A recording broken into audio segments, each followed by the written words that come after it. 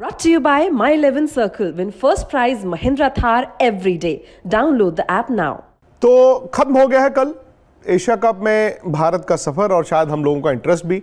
हालांकि आज पाकिस्तान और श्रीलंका खेलेंगे एक मुकाबला फाइनल से पहले फाइनल, क्योंकि यही दोनों टीमों ने परसों फाइनल भी खेलना है। लेकिन क्योंकि हमारे दोस्त निखिल नाज भी आज साइन ऑफ कर रहे हैं दुबई से, तो हम आपको सीधा दुबई लेकर चलते हैं।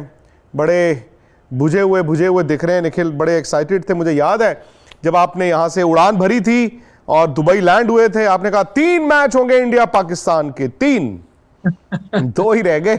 लेकिन जो सबसे बड़ा मैच था वो हो नहीं पाया। 2-3 चीजें हुई कल।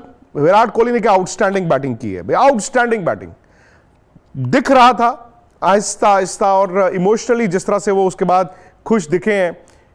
ये साफ है कि ना सिर्फ विराट के लिए बल्कि हिंदुस्तान के लिए इनिंग बड़े मायने रखती है। लेकिन क्या ये पारी पर्दा तो नहीं डाल देगी जो भारत की कमियां और खामियां रही हैं इस एशिया कप में? नहीं, पर्दा मुझे नहीं लगता। आपने जैसे बात करी, जो नॉक है वो जबरदस्त उन्होंने खेली। वैसे क्योंकि आज के मैच के बारे में बात कर रहे थे, पाकिस्तान श्रीलंका, मैं अपने जो हमारे पत्रकार दोस्त है पाकिस्तान के, सहाफी जो हैं, उनको मैं कल कह रहा था, यार आप लोग कहिए एशियन क्रिकेट काउंसिल से कि आज का मैच कर दो ना फाइनल, क्या फायदा आज खेलोगे फिर संडे फिर खेलोगे। मगर आज जो जीतेगा उसको कहो दे दे ट्रॉफी, क्या फायदा है आज के मैच का। आप लोग भी जल्दी एक दिन पहले चले जाएं। लेकिन वो होगा नहीं ना, क्योंकि अब टिकट बिक चुकी होंगी दोनों मैचेस के लिए, फाइनल और ये वो, तो वो तो नहीं होता। जहां तक भारतीय टीम का सवाल है नहीं, आई थिंक अच्छी लय में नजर आया। देखिए, चिंता तब होती जब आप ऐसा शतक लगाते जो आपके रनों का होता। वैसा शतक नहीं लगाया है विराट कोहली ने। देखिए, हम अक्सर बात करते थे ना प्लेयरों की, वीरेंद्र सहवाग भाई वो घबराते नहीं है, और जब एक लैंडमार्क पे भी पहुंचे छक्का मार के पहुंचते। विराट कोहली भी वैसे पहुंचे, एक चौका एक छक्का। तो कहीं ऐसे लगा नहीं कि उनके जहन में यह था कि मेरे को ओहो बड़े दिन से 71 नहीं आया है, तो मैं ना थोड़ा अपने चाहते तो अपना 100 तो कर ही लेते, क्योंकि 122 बनाए, बाद में थोड़े शॉट मार देते, फिर भी उनका स्ट्राइक रेट अच्छा रहता। नहीं, वो 100 तक भी जो उनका एक्सेलरेशन आया ना आखिरी, जो आई थिंक 60 रन उन्होंने कुछ 18 गेंदों में कुछ इस तरह से बनाए, मैं देख रहा था आंकड़े। जो एक्सेलरेशन आया वो क्या दर्शाता है कि वो फ्री होके खेल रहे हैं। वो उनके जहन में जबकि था 1000 दिन हो गए कि 71 नहीं आया, फिर भी शायद 100 के लिए नहीं खेले। 100 आ गया, वो अंदाज में ही खेले थे, 100 आ गया और फिर 122 उन्होंने रन लगाए। वो और कुछ और अगर आप उनकी बैटिंग में थोड़ा करीब से देखें, मुझे बहुत अच्छी लगी जो उन्होंने बात कही है इस इनिंग्स के बाद और इससे पहले। अगर आप दोनों इंटरव्यू की तुलना करें, जो रोहित से बात की और पहले उन्होंने क्या कहा, मैं उस टेम्पलेट में खेल रहा था जो मेरा टेम्पलेट नहीं था, अब मैं उस टेम्पलेट में खेल रहा हूं जो मेरा टेम्पलेट है। अगर उसको थोड़ा विस्तार से बताया जाए, उनका कहना है कि मैं शायद छक्कों को तलाश रहा था, मेरे ये जो फेस था मेरा बुरा, मैं छक्कों को तलाश रहा था, मैं शायद उस तरह का बल्लेबाज बनने की कोशिश कर रहा था। ये जो मैंने ब्रेक लिया उसमें मैंने क्या सोचा है, नहीं मेरी वो गेम है ही नहीं। छक्के मैं ऐसा नहीं मार नहीं सकता, छक्के लगेंगे, लेकिन मेरी गेम है गैप्स ढूंढना, रन बनाना। उस अंदाज में भी मैं 150 के स्ट्राइक रेट के ऊपर से खेल सकता हूं। जब मैंने ये चीज अपने ब्रेक में रियलाइज करी, मैंने उसी अंदाज में खेला है। मैं अभी भी गैप ढूंढ के चौका अपने जो स्ट्रेंथ है उस पर खेल रहा हूं। उन्होंने कहा मैं अपने पुराने टेम्पलेट पे लौट आया हूं, मैं किसी और चीज की अब पीछे नहीं भाग रहा जो मेरे पास नहीं थी। आई थिंक ये जब चीजों को आप एक साथ देखेंगे तो मुझे ज्यादा घबराने की बात नहीं लग रही। आई थिंक संकेत अच्छे हैं आगे आने वाले कुछ टूर्नामेंट के। नहीं, और होना भी चाहिए, बिकॉज एक मिसिंग पीस यही था भाई। इंडिया और विराट ने ये बोला भी कल कि मैं 50 बनाता था, 60 बनाता था, 70 बनाता था, लोग कहते थे आउट ऑफ फॉर्म। ये गलत भी था, ये सही बात है। हम लोगों ने भी कहा, क्योंकि भाई आप विराट के पैमाने पे विराट को ही रखेंगे, और कल सिर्फ 100 नहीं आया। वैसे तो T20 में 100 कभी भी ऑर्डिनरी दिन आ ही नहीं सकता। आपकी बैटिंग एक्स्ट्रा ऑर्डिनरी होगी तो ही आप T20 में 100 बनाएंगे, लेकिन ये शायद एक्स्ट्रा ऑर्डिनरी से भी 2 कदम आगे थी, क्योंकि ये 2016 के विराट कोहली हमें दिखे हैं। और निकली डिबेट भी कि भाई कल उन्होंने इंसिडेंटल था कि उनको ओपन करने का मौका मिला, लेकिन ये सिर्फ इंसिडेंटल तो नहीं था। रोहित ने आराम करना था, किसी ने एक ने ओपन करना था।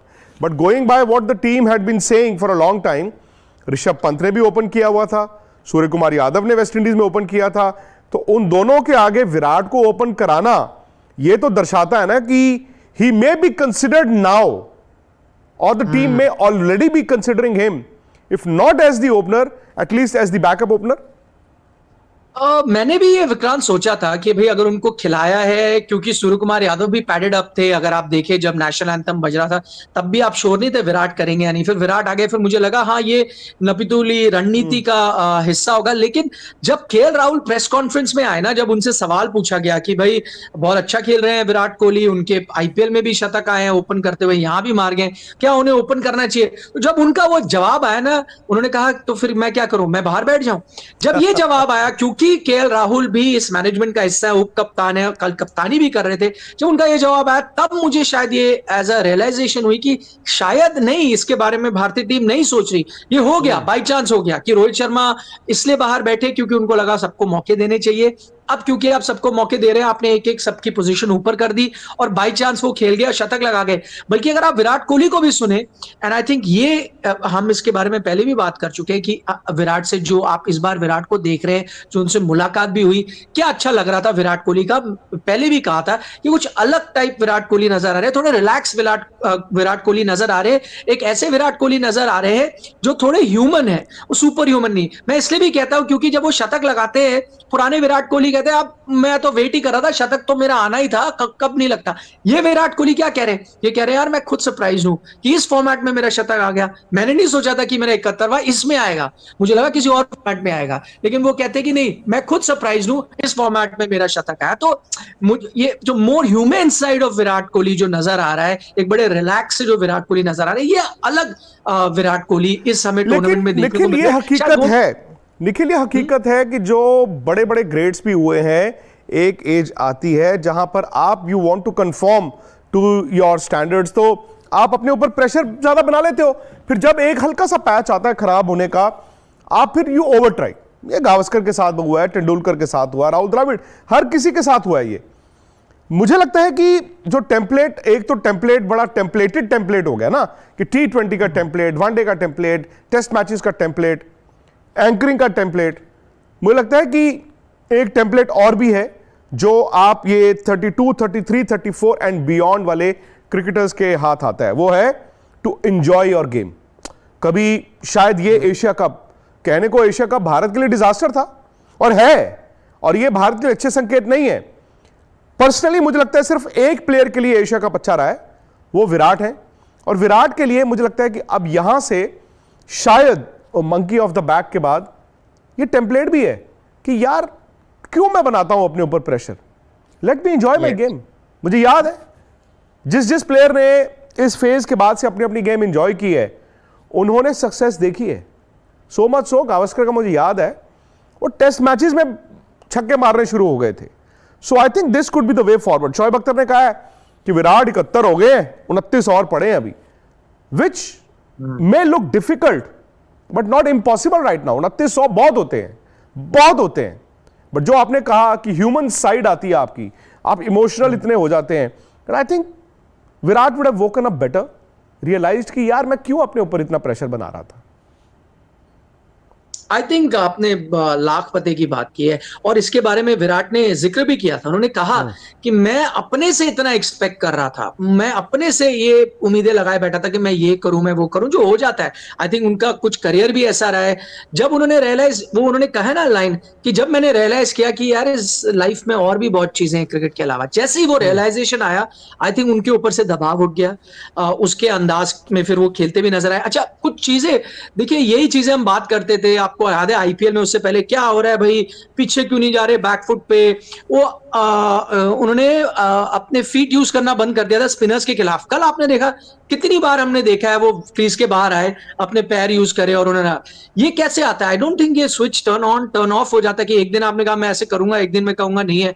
आई थिंक ये कॉन्फिडेंस के साथ आता है, और ग्रेजुअली हमने देखा है इस पूरे एशिया कप में, पहला मैच आप खेलते हो पाकिस्तान के खिलाफ 30 कुछ बनाते हो, फिर आप आगे थोड़ा बढ़ते हो, हाफ सेंचुरी बनाते हो हांगकांग के खिलाफ, फिर आप पाकिस्तान के खिलाफ हाफ सेंचुरी बनाते हो, फिर चलो एक एबरेशन आती है श्रीलंका का, फिर आप 100 पे जाते हो। तो धीरे धीरे ही वो कॉन्फिडेंस आया है। अब वही अंदाज दिख रहा है। अब कोई नहीं बात कर रहा शायद कि वो बैकफुट पे क्यों नहीं जाते, यार ये शॉट नहीं है उनके पास, वो अपनी पैर क्यों नहीं यूज कर रहे। ये वाला शॉट खेला यार, उन्होंने ये मिड विकेट वाला ये शॉट जो है बॉटम हैंड वाला, ये बंद कर दिया था, विच वाज रिस्की।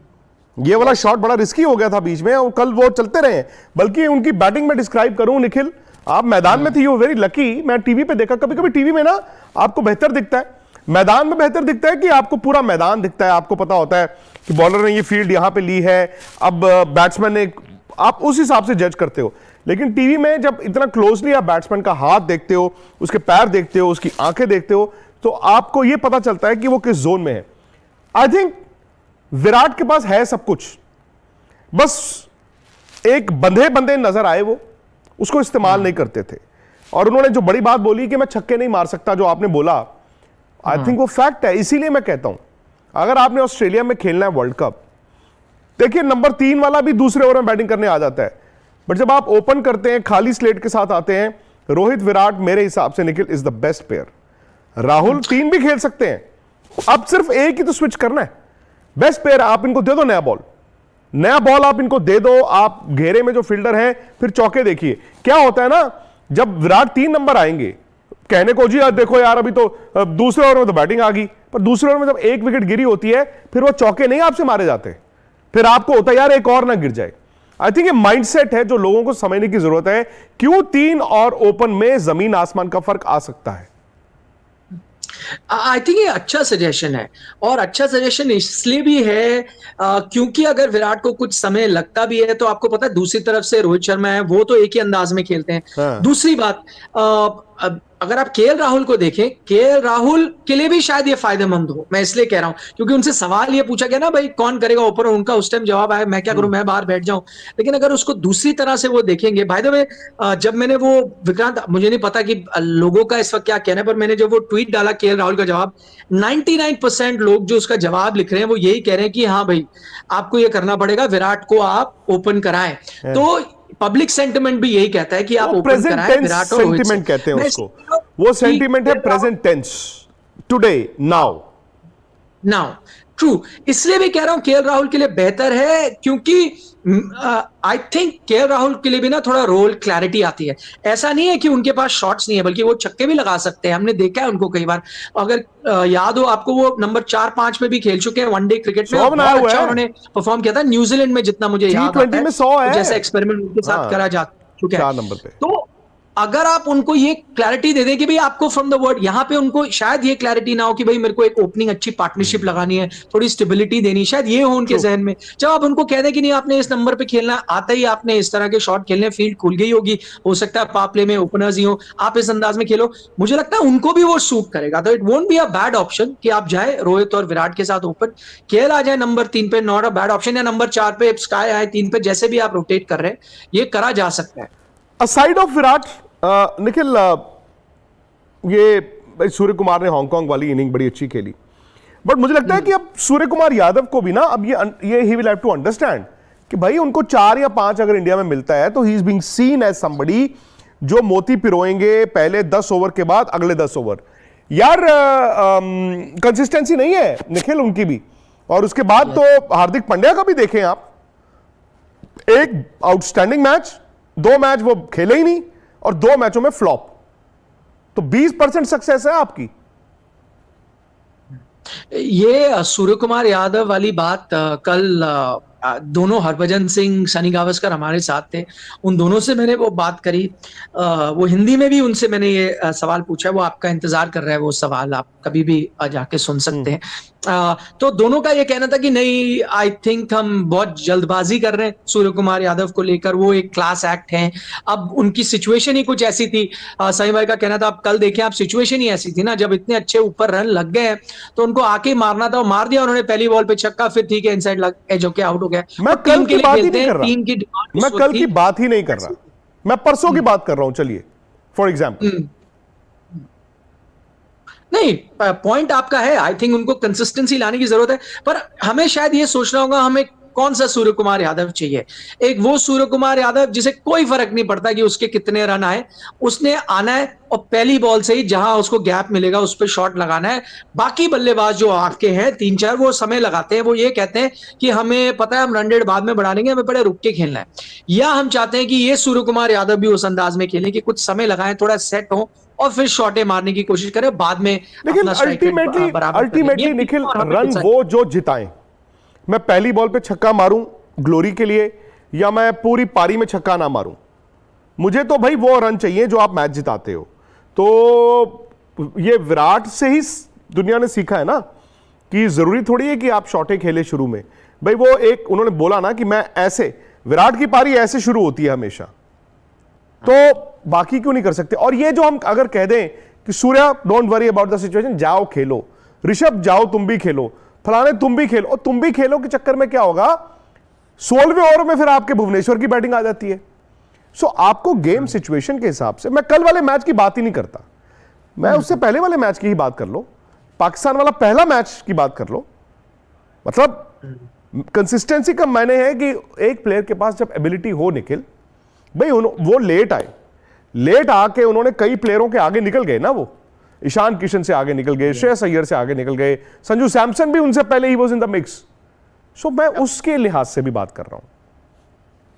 नहीं, वो उनमें जितना टैलेंट है, मैं तो उनका बहुत बड़ा फैन हूँ। जिस तरह की वो बैटिंग करते, जो एबिलिटी है उनके पास, फिर लोग कहते हैं आप एबिलिटी के बारे में बात करते हो, आप मैदान पे जब उनको देखो ना, वो इस तरह से, वो कई बार टीवी पे नहीं नजर आता, आप मैदान पे देखो जिस तरह से वो गैप निकालते हैं, मतलब कि जैसे वो सर्जन की प्रिसीजन की तरह, उनको एग्जैक्टली पता है, थोड़ा टाइम लेते हैं फील्ड को देखने में, फिर बॉलर आता है बिल्कुल एग्जैक्टली वहां मारने की, वो काबिलियत होनी किसी बैट्समैन में बहुत रेयर, उनके पास ये टैलेंट है। दूसरा टैलेंट उनके पास है, कभी फ्लस्टर्ड नहीं नजर आते, कभी हरीड नहीं नजर आते, वो एक और उनके पास टैलेंट है। तो बात आपकी सही है कि अगर आपके पास इतना टैलेंट है तो आप चाहेंगे कंसिस्टेंट होके दिखाएं। हाँ, एक वो ऐसा नॉक खेलेंगे कि हम सब हक्के बक्के रह जाएंगे, मुंह खुले रह जाएंगे हमारे, पर आप चाहेंगे कि वो कंसिस्टेंसी दिखाएं। आई थिंक यहाँ पे टीम मैनेजमेंट को शायद उनके साथ कुछ टाइम बताए। और एक चीज हुई है विक्रांत, जो बड़ी रेयर हो रही है मुझे लग रहा है, वो ये कि आपका मिडिल ऑर्डर एक साथ ही नहीं चल पा रहा और कई मैचेस में नहीं चला, ये रेयर है। अक्सर ऐसा होता है कि चलिए सूर्य नहीं चले तो आज हार्दिक जिता देंगे, हार्दिक नहीं चले आज पंत जिता देंगे, पंत नहीं चले तो चले दिनेश कार्तिक हुड्डा जो है वो भी नहीं हो पाया। और ये बहुत रेयर हुआ कि आपके ज्यादातर मैचेस में, वो पाकिस्तान का पहला मैच छोड़ दें, ज्यादातर मैचेस में पूरा मिडिल ऑर्डर एक साथ कोलैप्स हुआ है। और फिर मैं वही हो जाता है, स्टक रिकॉर्ड की तरह बार बार जाता हूं, क्योंकि वहां के रोल डिफाइंड नहीं है। अब लगातार चेंज करते जाते हैं, कौन कभी कहां क्या कैसे, कंफ्यूजन है थोड़ा आप उस चीज को सेट करें। जैसे आसिफ अली है पाकिस्तान में, उनको पता है वो आएंगे ही तब उनको छक्के ही मारने हैं, मतलब वो उनका रोल है, उनको पता है वो रोल, खुशदिल को पता है उसका वो रोल है। आई थिंक थोड़ा वो डिफाइन कर दे रोल, तो मिडिल ऑर्डर आपका सिक्योर फील करेगा, फिर डिलीवर कर पाएगा जो आपकी डिमांड में है। अब सूर्य को भी देखे ना, आप बीच में ओपन करा रहे थे, पता नहीं उनके जहन में ये आ गया कि हो सकता है यार मैं ओपनिंग ऑप्शन हूं, उनको उस अंदाज में खेलना है। अब वो ओपन की जगह वो मिडिल ऑर्डर आ गए, तो थोड़ी क्लैरिटी दें, थोड़ा रोल डेफिनेशन करें तो मिडिल ऑर्डर के लिए बेहतर है, क्योंकि लगातार फेल होना इज अ डेंजरस साइन।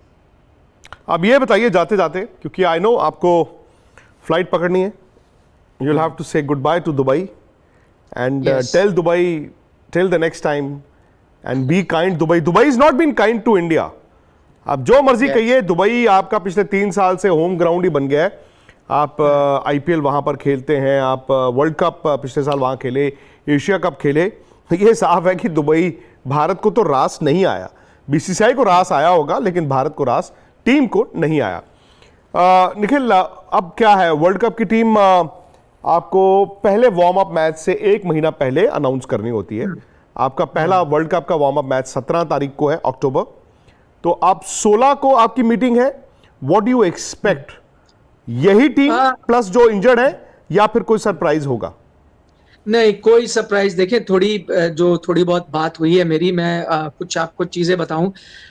हम इनके बारे में बात कर रहे थे, कुछ खिलाड़ियों के बारे में, बैटिंग को लेकर कोई सरप्राइज नहीं है, ये मैं काफी पुख्ता तौर पे कह सकता हूं। कोई ऐसा खिलाड़ी नहीं है जिसको भारतीय टीम बाहर देख रही है। ये जरूर हो सकता है कि आगे आने वाले दिनों में ये जरूर बात की जाए कि भाई जो इतने एक्सपेरिमेंटेशन हो रहे हैं, ये सब हो रहा है, वो आप बंद करें। दूसरी बात, तेज गेंदबाजी। अच्छा, एक और खबर, ये कल मुझे थोड़ी इसकी ऐसे एहसास सा हुआ था बात करते हुए कई लोगों से कि कॉन्फिडेंट है भारतीय टीम की, हर्षल पटेल और जसप्रीत बुमराह आ ही रहे हैं। लेकिन इंटरेस्टिंग ये है, जिसके बारे में थोड़ी चर्चा होगी, वो ये है कि आप 4 फास्ट बॉलर लेके जाते हैं प्लस हार्दिक पांड्या, या 5 फास्ट बॉलर जाते हैं प्लस हार्दिक पांड्या। तो अगर तो एक चीज ये है, अगर तो 3 स्पिनर आपके जा रहे हैं, फिर उसके साथ साथ 5 फास्ट बॉलर, मतलब 3 स्पिनर जा रहे हैं तो 5 फास्ट बॉलर आपके नहीं हो सकते, फिर सिर्फ 4 ही जाएंगे और हार्दिक होंगे आपके 5। और जिसके मुझे ऐसा लग रहा है कि ऐसे संकेत हैं, अगर तो आप 5 फास्ट बॉलर लाते हो तब कहीं जाके आप मोहम्मद शमी के बारे में सोच सकते हो।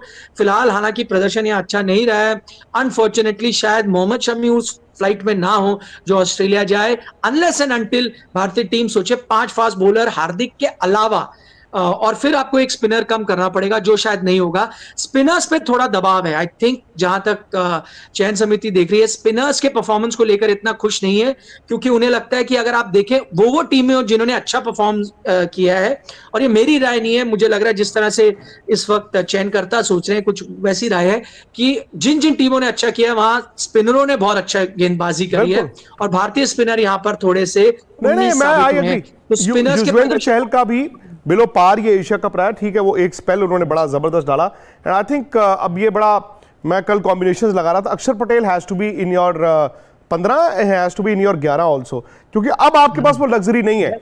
अब आप 6 बैट्समैन इंक्लूडिंग हार्दिक पांड्या और 5 बॉलरों के साथ ही उतरोगे, ये आपको पता है, और उनमें से आपके पास इंडियन क्रिकेट में हार्दिक के अलावा इस वक्त जडेजा को छोड़ दें, अक्षर पटेल और दीपक चहर नाम के 2 ऑलराउंडर्स हैं, हुडा को आप गिनते नहीं है, तो ये 2 ऑलराउंडर्स हैं, तो ऐसा हो नहीं सकता कि आप उनको छोड़ जाएं, वो 11 में भी।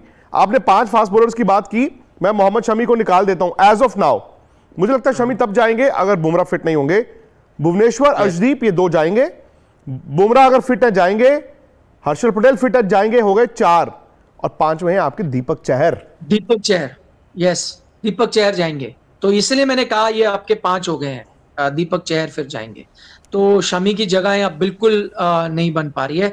दूसरी बात यह है कि हालांकि आप पूरी तरह से कह सकते हैं सर्जरी हुई है, बहुत मुश्किल है रविंद्र जडेजा का जाना, लेकिन भारतीय टीम मैनेजमेंट इतनी जल्दी होप नहीं खोना चाहती। उन्हें लगता है बाय एनी मिरेकल अगर रविंद्र जडेजा कुछ भी ऐसे साइंस दिखाएं कि वो आ सकते हैं, तो उनको जरूर लेना चाहेंगे, क्योंकि उनको उनकी जो इंपॉर्टेंस है उसका एहसास है। लेकिन बड़ी एक दिलचस्प स्टोरी आई है, और मुझे तो जडेजा का लगता नहीं चांस, और बड़ी दिलचस्प स्टोरी ये आई है निखिल कि जडेजा को चोट क्यों लगी, इसको लेकर आपका बीसीसीआई बड़ा तपा हुआ है कि जी आपको पता था वो जो वाटर स्पोर्ट्स डे मनाया गया था दी 8 पाम होटल में, तो क्यों मजबूर किया गया जडेजा को, जो भी ये जिस मेंटल कंडीशनिंग कोच ने या जिसने भी टीम बॉन्डिंग रविंद्र जडेजा को कहा कि वो क्या होता है स्केटबोर्ड या स्काई बोर्ड जो भी होता है उसके ऊपर एक पैर पर खड़ा होना है या ये होना है, and he slipped, he twisted his knee once again, और ये इंजरी उनको उसी पे दोबारा हुई। तो ये भी मेरे ख्याल से सवाल जवाब होना चाहिए कि ये क्या है, ये आपको मालूम है, आप वहां पर ये सब ना करें। मुझे याद है एक बार चैंपियंस ट्रॉफी में युवराज सिंह के साथ मोहाली में सुबह सुबह खो खो खेलते हुए उनको चोट लगी थी। तो ये चीजें मुझे नहीं समझ आती आपकी टीम मैनेजमेंट ने क्या कराई। खैर निखिल, हमारे भाईजान आगे होंगे, आप टैक्सी पकड़िए और दुबई एयरपोर्ट आइए। स्पोर्ट्स तक की टीम आपका इंतजार कर रही है, क्योंकि मैंने उनको बताया आप उनके लिए स्पेशल खजूर लेके आ रहे हो, डेट्स, खजूरें लेके आ रहे हो आप, और आप जल्दी से आइए, फिर आपसे कल हम मुलाकात करेंगे। अगर आपको जरूरत हो तो मैं रात को एयरपोर्ट आपको पिक करने भी आ सकता हूं।